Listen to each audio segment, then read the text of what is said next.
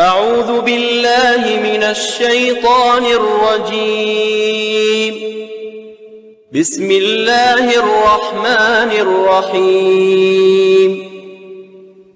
ويسألونك عن الجبال فقل ينسفها ربي نسفا فيذرها قاعا صفصفا لا ترى فيها عوجا ولا أمتا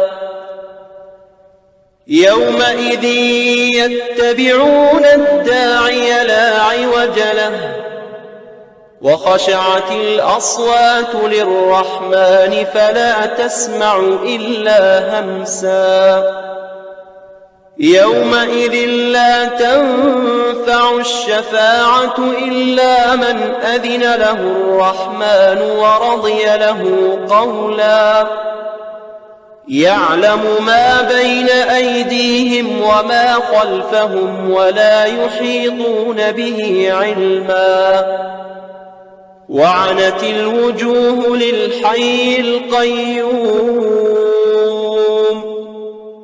وقد خاب من حمل ظلما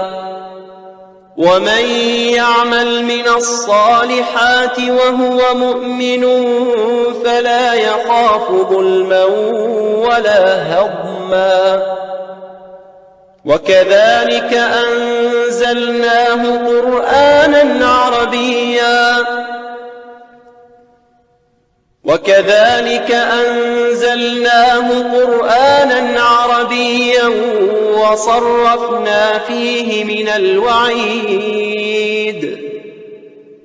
وصرفنا فيه من الوعيد لعلهم يتقون أو يحدث لهم ذكرا